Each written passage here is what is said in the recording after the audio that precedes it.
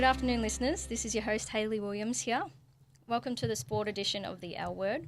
Joining me is expert panellist Luca Gallo and past player Chloe Malloy for an exclusive insight into the Diamond Creek Women's Football Club. Welcome, girls. Hello, how you going? Thanks for having us. So to kick off the show, we're going to put a competitive spin on the history of the Creekers, with Luca and Chloe going head-to-head. You ready? Here we go. Bring it on, Luca. All right, question 1. What year did the club first compete in any form of competition? 2002. 2003. 2002 it is. Chloe, you're on the money. Question 2. Do you know what division and league? Div 3 Northern Footy League. Division 1, VFRW. Well, it's very split. You're both half right, so I'm going to go with half a point each for Share that the one. points. Oh, I'll take that. We'll So, take so that. what did it end up being? It's Div 3 VWFL. We'll go Harveys. Close enough. All right, question 3. How many people attended the first ever training session and where was training held? On a football oval? 19 Wattle Glen Cricket Club. Oh, you're pulling my leg here. You tell me. Yeah, I don't know where you pulled that from, but you're absolutely spot on, Luca. You must have been there then. Not releasing my sources. Question 4. The club's first ever game was against North Ballarat. Did they win, and by how much?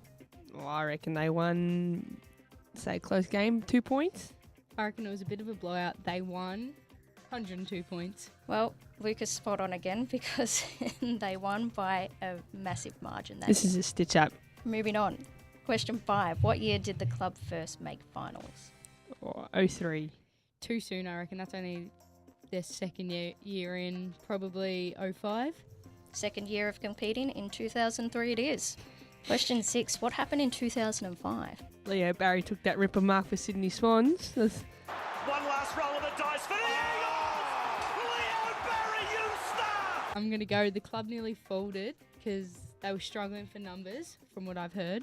And this was their first year they won their premiership, I'm pretty sure. Luca, you're spot on. You were there again.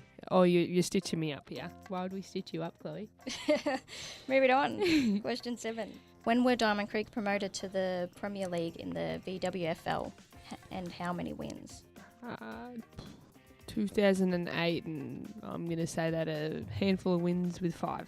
07, 1 win. Clearly Luca was there again because she's on the money. Question 8. What year was the youth girls team introduced? Youth girls. Well, Luca wanted to sign up, so I'm going to go with 07. 09, I reckon. It was 2009. You're spot on, Luca. 9-year-old Luca. I thought you were going to bring it. Question 9. What else happened this year?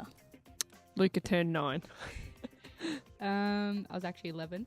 But I believe that Diamond Creek lost the grand final to Darebin, which I believe sparked the rivalry. And they'd only lost about 2 games for the season. Luca again, spot on. You were there. I was You were there. I know. Question 10. How many premierships have the juniors won? 4. Well, I'm going to go 5. Yep, Chloe, 5 it is. About time I showed up. Welcome. Final question for the win. By 2010, Diamond Creek was the largest women's club in Victoria. Why was this? They had the most teams. Oh, they had the most girls? I don't know. Well, we're going to go with Luca here. So, after all that, the winner is Luca on 6.5 points. Congratulations, well done. I'll take that. Yeah, we're shaking hands here, viewers. You So tried, all fun Chloe. and games. You tried, Chloe. Moving on, we also have a special treat for everyone today, with Chloe securing an exclusive interview with club legend Steph Chiocci, who gives us a recap of the remarkable 2012 premiership. Hello, my name's Steph Chiocci, the captain of the Collingwood women's team, and also an ex-Diamond Creek Women's Football Club player, having played about 12-13 seasons there, starting back in 2006. And I can tell you that our rivalry with Darebin pretty much began from the moment we first played them, and that was back in 2007. And just to give you a brief idea of where we came from, so Diamond Creek got elevated to their division, which is the Premier Division, and Darebin were the powerhouse, and they'd won 3 or 4 flags in a row by then, and were star-studded. A lot of Victorian players Vic Rep players played at Darebin, and yeah, they were really tough, and they flogged us in 2007, and in 2008 we weren't much better, and they were just a fierce competitor, and they'd won a couple more flags, and it came to 2009, and we actually played them in our first ever Premier Division Grand Final and lost. And from that moment, we played in 7 Grand Finals against them and won one, and that was in 2012, and that was an amazing time in our history and an amazing day for us. We had never beaten Darebin. Like I said, they were a powerhouse.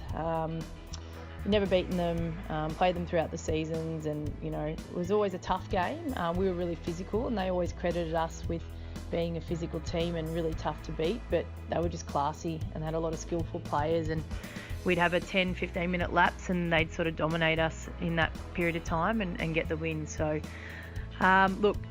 looking back now, 2012 was a pivotal moment for our club. It proved that we could beat the best teams, and we were a pretty successful club, having not won a flag until that moment, and we did that and went on to play them a few more times, and like I said, 7 times we played them and won 1, lost 6. So it's fierce, it's a passionate rivalry, and anyone that plays for Diamond Creek will tell you that, and to get that win over them was something I'll never ever forget. And I know many of the girls that played in that game and many of the people who are around the club will say that that was the best win that they've ever been a part of. That's an amazing insight from one of the club's own. What a year that was, and what a rivalry there is between the two huge clubs. Moving on, we're going to move into the discussion segment where we're going to talk all things Diamond Creek and where they're at now. Yeah, so just to start off, Diamond Creek is a huge grassroots club, and it's dominated by junior teams. How many have they got? 6, is it? And their one senior team? Yeah, so hugely dominated by junior teams, and I played there a year myself, and the juniors would all be training before us, and then we'd come on as seniors, and from that, like you can see the pathway that's created at Diamond Creek, and that pathway has led to 17 girls, including myself, being drafted from Diamond Creek to the AFLW, which is the pinnacle for women's football at the minute.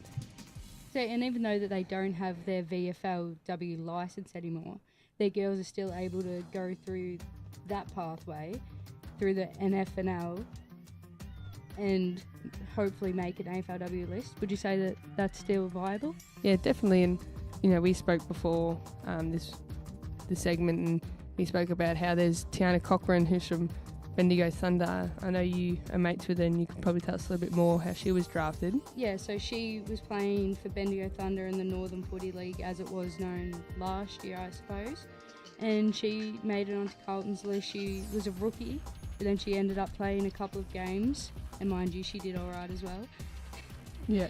So like you don't need to be playing in the VFLW to be drafted, and Tiana is a perfect example of that. She played in the NFNL and was still able to be picked up. So although the loss of licence has come to Diamond Creek, it doesn't mean that there can't be any more girls that are drafted from the club. Well, in saying that, like the club, it's massive. From a grassroots level, they've always had girls find that pathway and go on and play in the big leagues and that. So no matter what league they're in, the club's going to have the name. Everyone knows Diamond Creek Women's Football Club. Like, they have a platform where they can get girls to harness their skills and that, and they produce really, really good players. So no matter what league, the club will always have their name, they'll always have their brand, and they produce some of the greatest female footy players. Yeah, definitely. And like those 17 girls who are in the AFLW now will always be referred back to as a Diamond Creek player. And I was there for a year, but I still refer myself back to the club because it was such a great club. And just to reel off a few names, you've got like Stephanie Kiochis, who we had an interview with before. She bleeds blue and red always, and you've got other teammates of mine at Collingwood, like Amelia Barden, Christina Bernardi, Emma Grant. All these girls are still affiliated with Diamond Creek and forever will be, no matter what happens to the club. Chloe, you've got something you want to mention? Yeah, so before we finish, I'd like to give a special shout out to the Diamond Creek girls who are reaching their 100 milestone game. It's a massive achievement, so congratulations Phoebe Chisholm, Ali Koikio and Lauren Sigeti. Congratulations, girls. And that's all we have time for today. Thanks for listening to another podcast of The L Word. And as a treat, we'll sign off with the seniors singing the club theme song. Enjoy. And go Creekers.